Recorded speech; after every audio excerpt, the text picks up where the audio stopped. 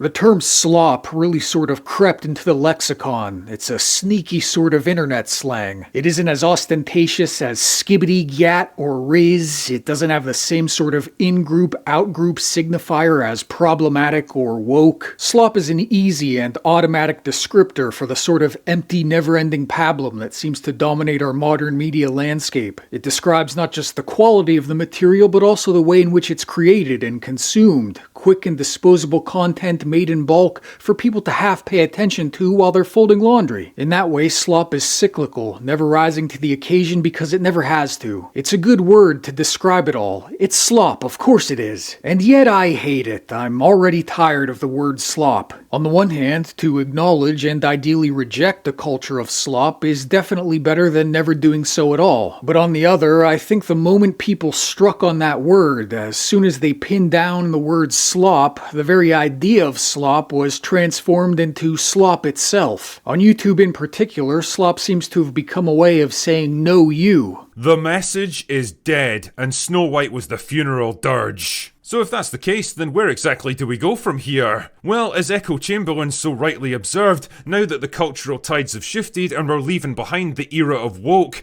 we're in danger now of sliding into the era of slop, where the same lazy storytelling, recycled ideas and simplistic characters are still being sharted out, only minus the divisive political messaging. Hollywood, the Snow White movie, it's slop. Absolutely, no argument there. But then making 50 videos about the Snow White movie, I don't know, to me it seems just as sloppy. And obsessing over the same decrepit mega franchises over and over again, at a certain point you're no longer commenting on art or media, but limiting it to a routine handful of pop culture bullet points. Slop seems to be the new meta for trying to recalibrate to the vibe shift. Assuming there actually has been a vibe shift, it's a way for personalities like the critical drinker who are either unwilling or unable to discern propaganda beyond the most surface-level culture war platitudes to posture as anti-establishment without hurting their ad revenue, or to be too radioactive to their connections in the mainstream. I mean, the guy uses the same 4 reaction clips in every video.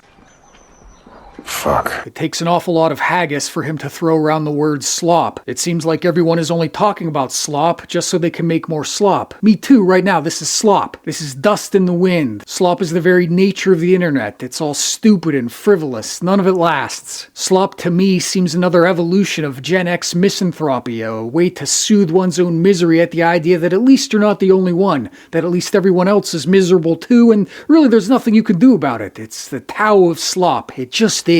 The Minecraft movie comes out slop, for sure. There are a number of reasons why I think it's probably a bad precedent for obnoxious teenagers to trash a movie theater as part of a viral trend. I think it's worse that there are some, the film's director included, who just plumb don't see what the big deal is. They're just making memories. The studios are so desperate for a hit that they're basically willing to let the entire movie-going experience be held hostage by a bunch of stupid kids. The point being, there is a sort of slop mothership.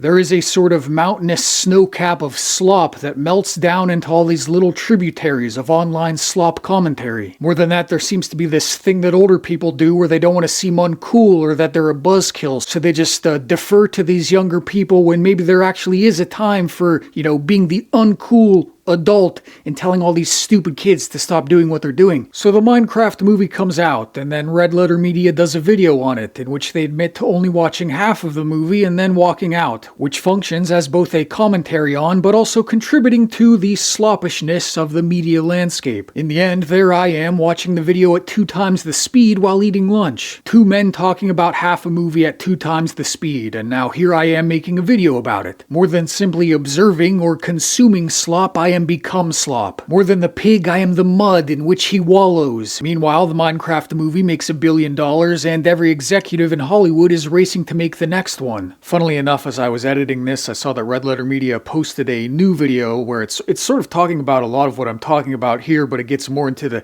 nitty-gritty. I think my favorite part is when it compares sort of the efforts to get people back into the theater with the sort of hellishness of the Minecraft movie experience, and they talk a little bit about how media is consumed nowadays and how it relates to how it's made or manufactured. In general, a pretty good video. I recommend it. On the one hand, you can't necessarily blame anyone for making slop. In an ecosystem of slop, effort and enthusiasm don't necessarily translate to success. That's certainly been my experience with YouTube. I can spend a few hours on an unscripted video on a junk TV show and get 30,000 views, or I can spend 5 times the effort on something I really care about for a fraction of the results. You're at the whims of the algorithm. You're at the whims of the current most popular thing. After all, there wouldn't be slop if there wasn't an audience for it. So in the end, you can't really blame RedLetterMedia for squeezing out a video on half a movie. You can't blame the critical drinker for pumping out tabloid garbage when it does so much better than anything else on his channel. If nobody else cares, why should they? At a certain point though, slop begins with you. We have more access to media than ever before, and at a certain point the onus is on the individual to sift through the slop. At a certain point, these larger internet critics are the culture, are just as influential as the films they criticize,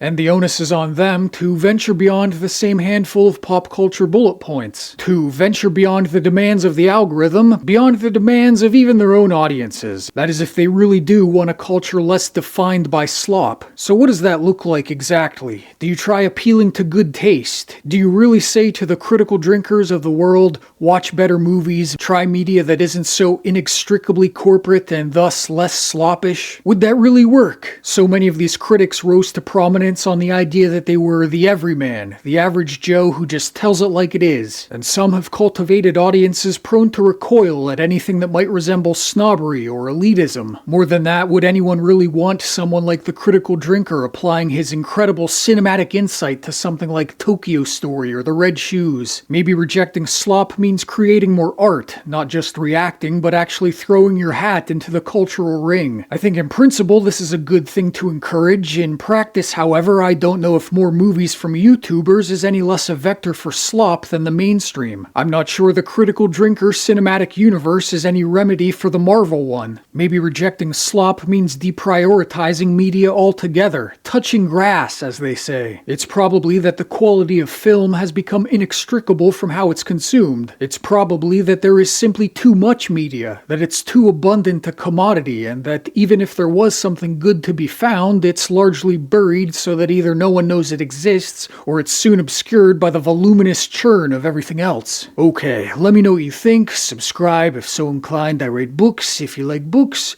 Okay, goodbye! Oh man, in the spirit of slop, I gotta get this video to at least the 8-minute mark for the extra ad slot. So with that in mind, please enjoy this brief musical number. Peas and carrots every day.